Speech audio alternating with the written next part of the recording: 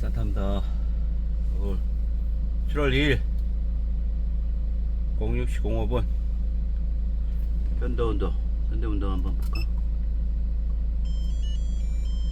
22.5도 7월 치고는 굉장히 쾌적한, 그죠? 예년에 비해서 습도도 그렇게 높지 않고, 아침에 약간 이제 한 8km 정도 뛰는데 잔뜩 이제 먹고는 낀 상태에서 그 뒤에 너머에 발이 이따하게 그냥 갖다 박혀 있는 거. 좀 지나다가 이제 구름이 걷히면서 2026년도 상반기가 저물었다고 표현해야 되나? 한 페이지를 쭉 반 페이지를 넘겼어. 0.5페이지를.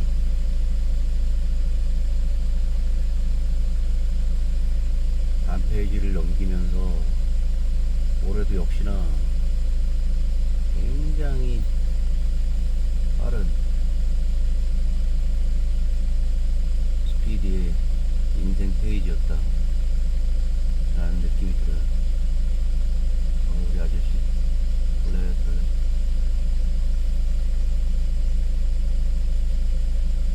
아쉬웠던 거는 어찌됐든 뭐 어르신들이 점점 이제 불편하시고, 심지어 이제 돌아가시기 직전에 어떤 황망한 모습이 쓸쓸하다는 거, 그런 생각이 들더라고요. 정말 많은 사랑을 줬던, 받았던 사람과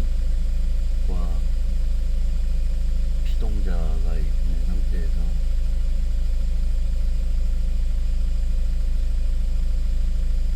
황망하게 이렇게 쳐다보는 입장이 되는 요즘이에요. 반면에 기저귀를 갈면서 마룻바닥을 기어 우리에게 많은 사랑을 주었던 또 자식들이 성장을 해서 이제 그들만의 자꾸 영어를 쓰게 되는 업적, 뭐 말도 안 되는 영어 써가지고 좀 불쾌할 수도 있었겠다. 업적들을,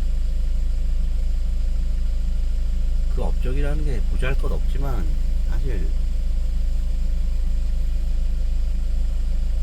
부모 되는 입장에서는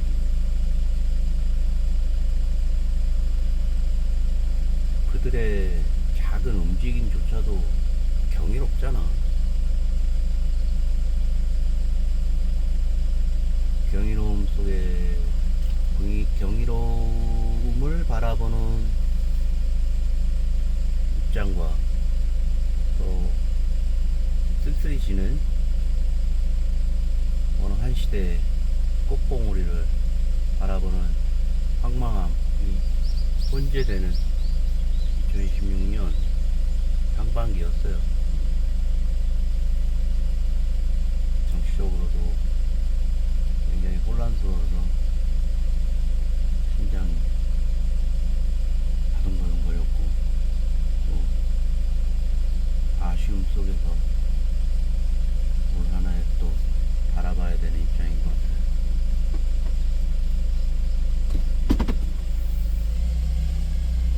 최근에 준비하는 시험이 있어서 외국어 시험 잘 준비돼 가고 있어. 놀랍게 그 언어는 나와 그동안 잘 맞았던 것 같아. 장난 삼아서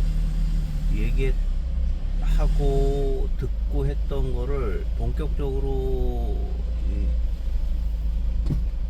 관찰하고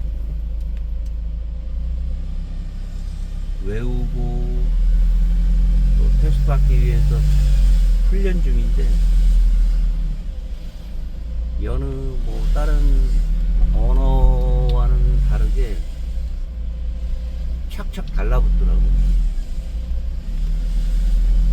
그런 부분이 꽤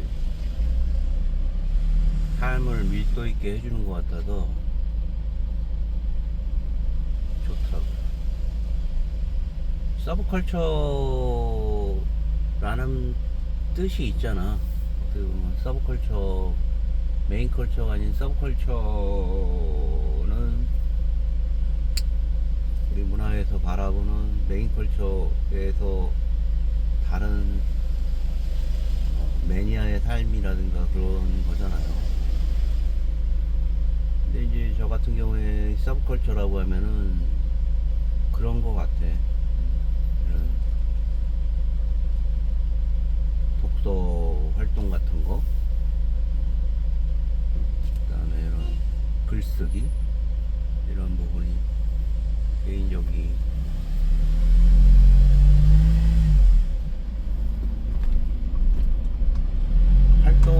주요 활동이 있다라 그러면은 뭐 영어로 서브컬처 그 단어뿐이 생각이 안 나네. 강렬한 인상의 그 소설이 분기마다 잘 골라가지고 소개를 하는 출판 기획이 있잖아요. 이름하여 소설보다 여루모 2026년 여루모를 구매를 해서 재밌게. 근데 역시나 한 30여 장 남짓한 내용의 창작품인데 강렬한 그런 진짜 걸 한번 써보고 싶구나. 젊은 20대인 것 같아. 근데 이게 자신의 정말 열정을, 누구는 공부, 그 다음에 돈을 버는데 뭐 여행을 하는데 쓰기도 하고 하는데, 이 주인공은 어떤 영적인 삶을 산다? 영적인 삶을 추구한다? 영적인 삶을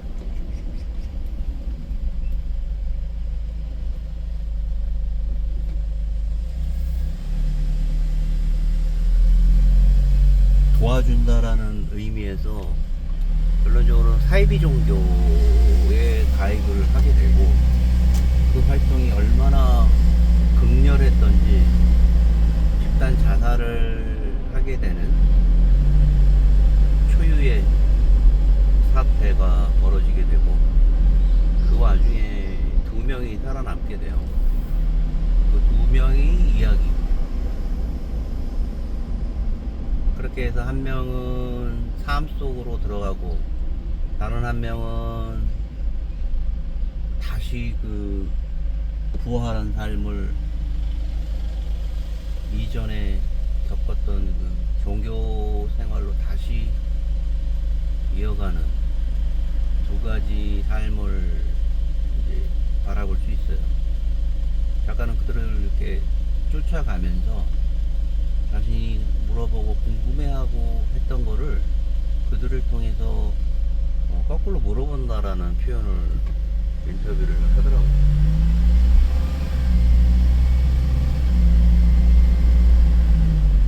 아무것도 모르는 사이에 친구 재원이라는 친구가 있는 것 같은데, 친구가 같이 살아났던 한 친구의 전화번호를 알게 되고 전화를 해서 한번 만나보자라는 1박 2일 동안의 이야기였던 것 같아. 짧은 시간. 그날 저녁에 그들이 지금 살고 있는 삶 속에서 종교라는 시도를 하기 직전에는 자신이 무작정 믿음이라는 어떤 열정을 통해서 무조건 앞으로 나아갔던 삶이었는데, 그 이후에 부활 이후에 자신의 영위했던 삶은 그들에게 거짓말인 줄 알면서도 그걸 믿게 하는 삶을 산다는 거. 중요한 거짓말인 줄 알면서도 계속 믿을 수 있다라는 그런 어떤 독백 아닌 독백을 통해서 친구와 그날 저녁을 회상하고 토론하는 장면이 있고, 또 살아남은 그 친구는 자기는 다시는 그곳에 가지 않겠다, 빠져들지 않겠다 라고 하고, 그날 이후 이상한 버릇이 생겼는데 갑자기 길을 걷다가 어떤 으슥한 건물이 있습니다. 거기에 들어가서 하룻밤 자고 오는 이상한 습관이 둘에게는 생겼났다라는 서로 간에 증언을 하는 거지.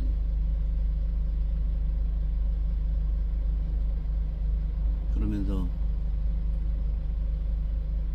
아침에 자고 일어나니까 그날 저녁에 뭐 이상한 장난스럽고 파괴적인 활동이 있었고, 그 기억을 생각하면서 잠이 들었고, 잠에서 일어났는데 그 종교 활동을 하고 있는 친구는 음독 자살을 해서 죽음 상태가 확인되고, 그 모습을 바라보는 친구는 즉각 신고하고, 또 너무나 놀래겠죠 당연히. 근데 놀랬는데 그게 이제 두 번째잖아. 그 친구는 두 번째는 성공을 해서 죽음에 이르렀고, 이 주인공은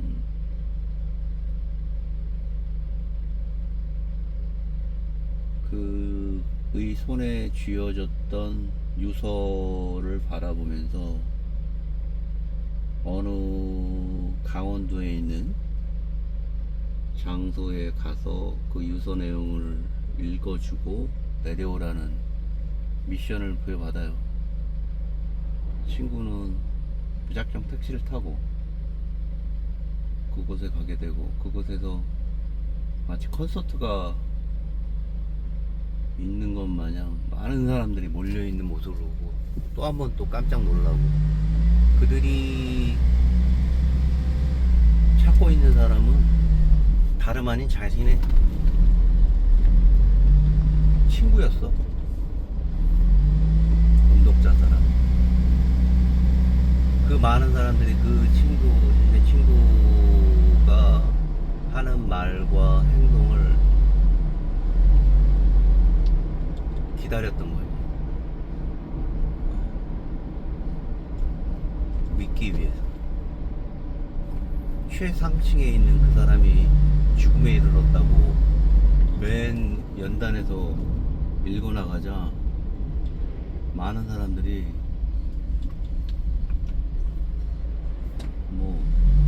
멘붕에 온 거지. 자신이 어떻게 해야 될지도 모르겠고.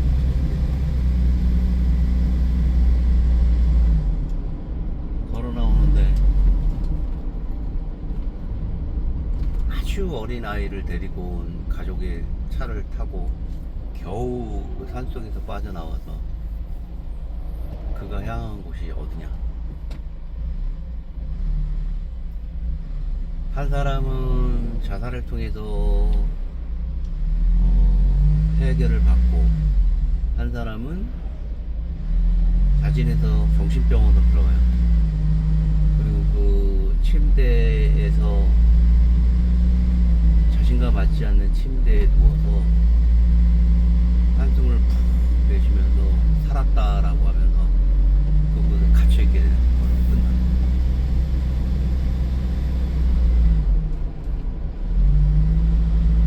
극단적인 삶 속에서 현실과 괴리돼요. 현실과 디커플링 되어 있는 자들의 삶.